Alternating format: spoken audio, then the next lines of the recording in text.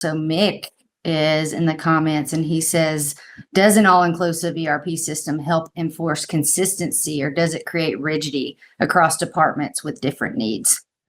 Yeah, and this one will depend a lot on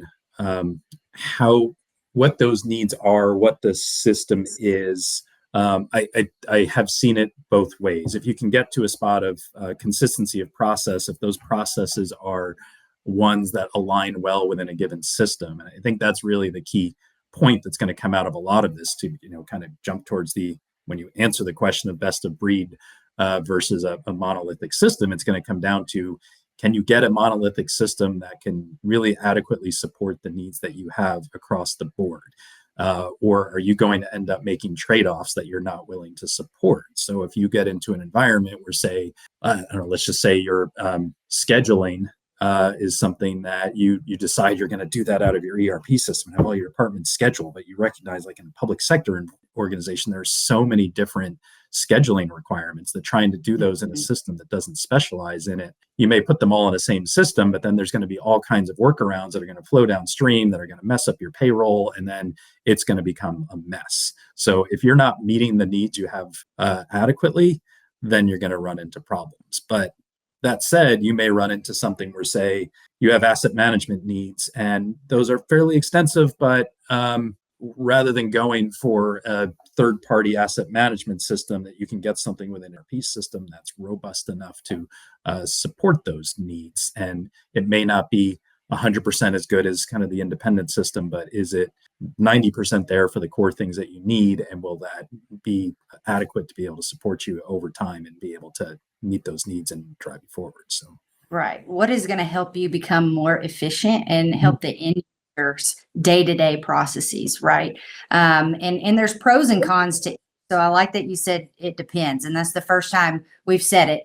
We always joke about we're consultants, and that is our answer all the time. And it really does. I mean, Brian said it best. You have to determine what the needs are from every department, from the end user up, right? And if those requirements are not in an all-inclusive ERP system, you're wasting time if you're just implementing and spending the money to then do workarounds, right? So anyway, I don't want to beat a dead horse. I want to get to more of these questions. We have so many. So Mick again asks, how do you guide clients in defining what success actually looks like for an ERP project, especially when they're focused just on the go live milestone? This is a great question, Mick. Thank you. Yeah, I love that. And that is something that is continual reinforcement. It starts up front, getting in on a project from the conception, from when it's the early definition of that project is important to then really have again, conversations across all levels, making sure that leadership has a clear direction of what they want, but then also that as you're working with the teams, you're understanding what are the needs that they have, and that information is funneling back up too. They're usually in communication with their teams around things, but you're starting to deal with questions they don't deal with all the time, right? They're thinking of it from the perspective of our technology has gaps and we need to fit those. We have those workarounds, but your solution isn't just get rid of workarounds. That's just a piece of it. It's what are you trying to support? How are you trying to evolve and grow? And what are you trying to do in the future? So facilitating those conversations and making sure there's kind of feedback loops, it really needs to go. You have those discussions with the leadership team. What are you trying to do? You have those discussions with the people doing the work as well. And you're making sure people doing the work are clear on what the impact of what leadership wants is. You also want to make sure that the problems that are being faced on the ground are kind of connected to what that leadership direction is too, because sometimes there is a disconnect on that. And then that definition of success may not align with the reality of people are experiencing. So just heavy communication. Yes, absolutely. Envisioning at the top. And that's where it starts, just like Brian said. Thank you, Mick, for your question. Guys, keep the questions coming. I love this. This is great.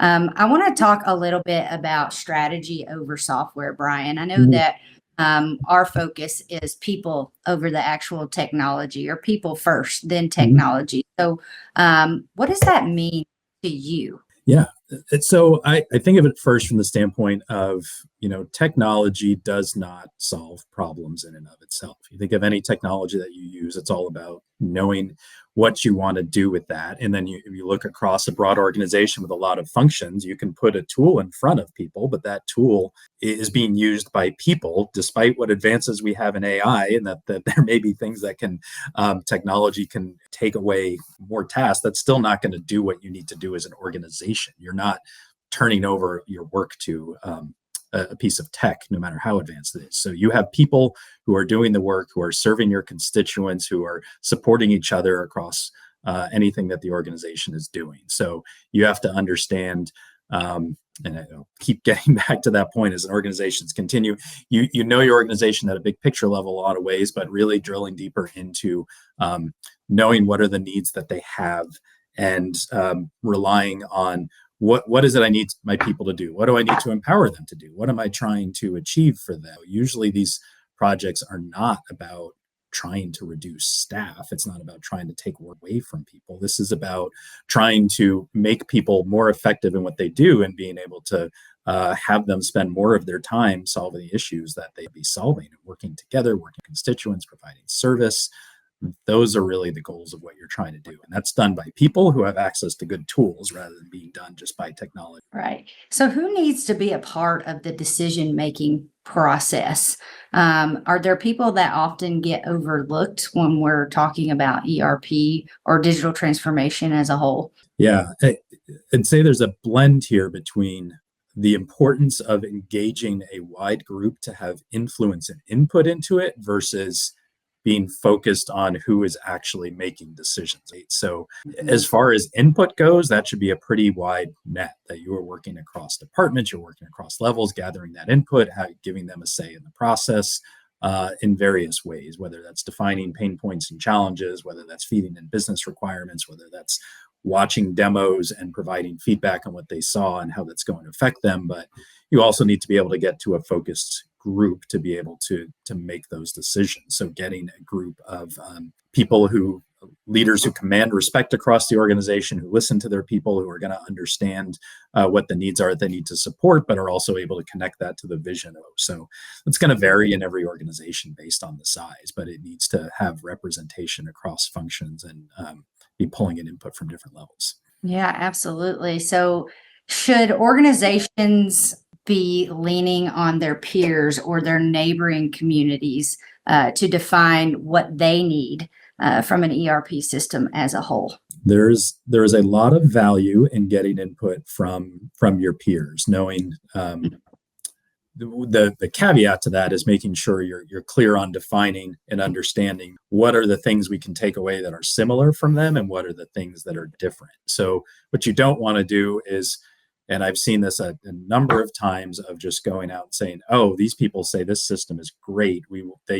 They're pretty much like us. We want to go with it." There's a lot more due diligence you need to do in the process. Now that input is valuable, and you want to understand, why do they think it's great? What does it support for them? What are the challenges they have? Drill into those types of things. So super valuable to be able to learn those lessons and to hear what they've experienced. But you need to, going back to what we started talking about at the top, understanding what is it you do? How is it different from what others do? What does it need to support for us, and where is it going? And then you can take that input from others to feed into this. If they say, "Oh, we had a great experience with this system," that's valuable. You know what that was. But if they say they had a terrible experience, it might also be they just had a poor implementation that wasn't well defined, that they weren't supporting. There's a number of things that can go into that. So peer input is valuable, and you want to bring that in wherever you can, but you also don't want to. That's right. What worked well, what didn't, right? And maybe saving your peers from some of those mistakes that your organization made, right? We've told this story before, but this comes into play a little bit in business development, because we have organizations who issue RFPs that have been copied from other entities, right?